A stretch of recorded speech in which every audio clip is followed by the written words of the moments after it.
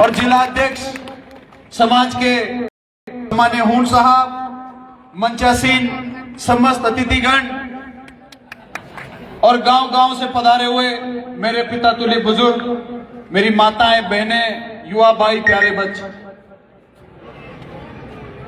मैं तो होस्ट हूं और मैं अतिथियों का स्वागत करने के लिए यहां खड़ा हुआ हूं, क्योंकि आज अब हम जो बाहर से अतिथि आए हैं, सम्मान्य कांडलाल जी, सम्मान्य विजय बैसला जी, सम्मान्य शकुंतला जी और सम्मान्य बेडम साहब, इतने बड़े बड़े लीडर, समाज के पथ प्रदर्शक हमारे बीच में आए, तो हम इनको सुनेंगे।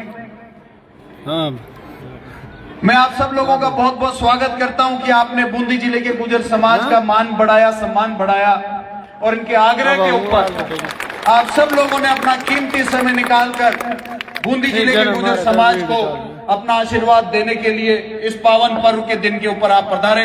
आपका हृदय के गहन तल से बहुत बहुत स्वागत, बहुत बहुत अभिनंदन। एक वीडियो नीचे जा रहा है। केवल दो बात कहना चाहता हूं। सम्मान्य बेडम साहब,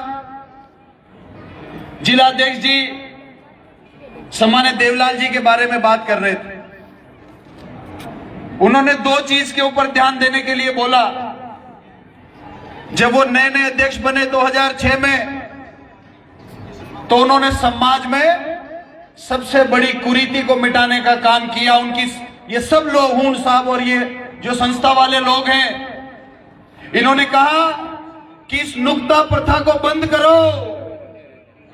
अगर आप लोग नुक्ता प्रथा करोगे, लाखों करोड़ों रुपए उसमें खर्च होंगे, आपके बच्चों का भविष्य खत्म हो जाएगा।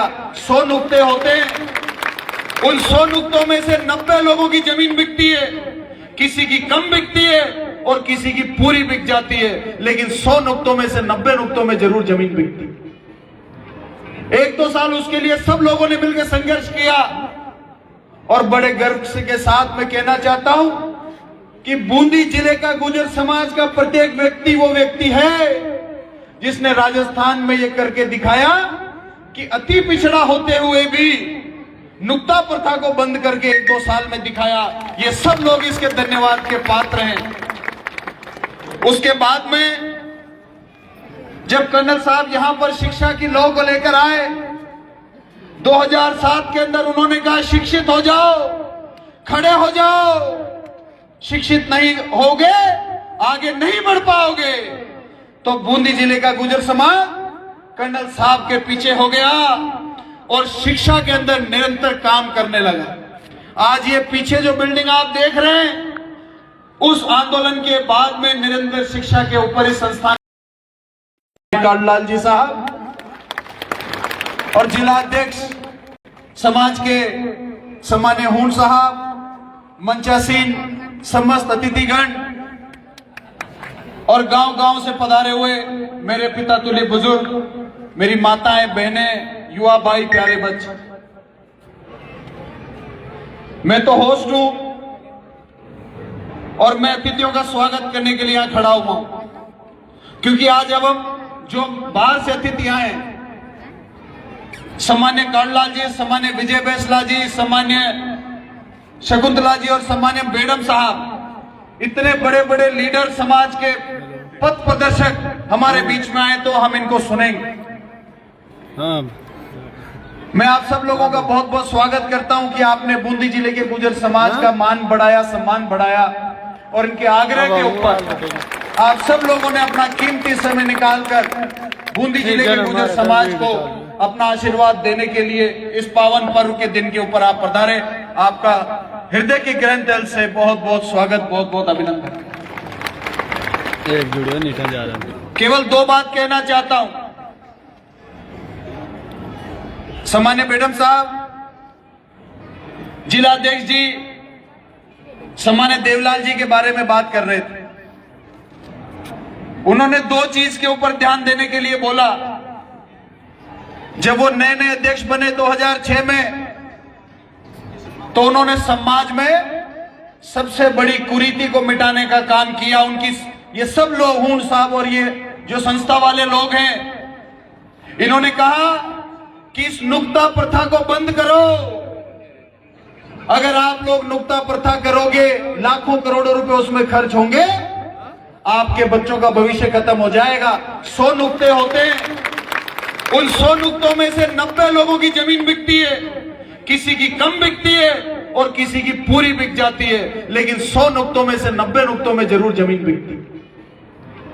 1-2 साल उसके लिए सब लोगों ने मिलकर संघर्ष किया और बड़े गर्व के साथ मैं कहना चाहता हूं कि बूंदी जिले का गुर्जर समाज का प्रत्येक व्यक्ति वो व्यक्ति है जिसने राजस्थान में यह करके दिखाया कि अति पिछड़ा होते हुए भी नुक्ता प्रथा को बंद करके 1-2 साल में दिखाया। ये सब लोग इसके धन्यवाद के पात्र हैं। उसके बाद में जब कर्नल साहब यहां पर शिक्षा की लौ को लेकर आए, 2007 के अंदर उन्होंने कहा शिक्षित हो जाओ, खड़े हो जाओ, शिक्षित नहीं होगे आगे नहीं बढ़ पाओगे। तो बूंदी जिले का गुर्जर समाज कर्नल साहब के पीछे हो गया और शिक्षा के अंदर निरंतर काम करने लगा। आज ये पीछे जो बिल्डिंग आप देख रहे हैं, उस आंदोलन के बाद में निरंतर शिक्षा के ऊपर इस संस्था ने काम किया। कालूलाल जी साहब और जिलाध्यक्ष समाज के सम्मान्य हूण साहब, मंचासीन समस्त अतिथिगण और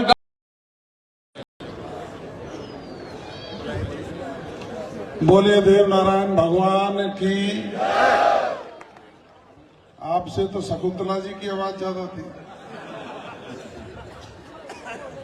और इनकी नजर भी वहीं गई जो लंबी मूंछ और सोने की चेन पहन के बैठे हैं। बोलिए देव नारायण भगवान की। आपका दोष नहीं है शकुंतला जी, ये कुछ लोग तो समझ रहे थे बेडम है और कुछ लोग समझते हैं मैडम है।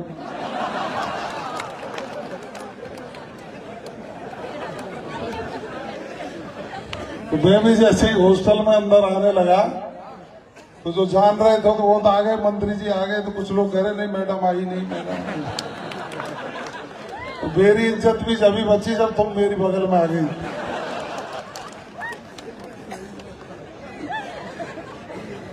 खैर, भगवान देवनारायण जी के 1113वें जन्म उत्सव के अवसर पर आज इस बूंदी जिला मुख्यालय पर आयोजित इस प्रतिभा सम्मान समारोह और आम सभा के कार्यक्रम में हमारे बीच में मौजूद राजस्थान गुर्जर महासभा के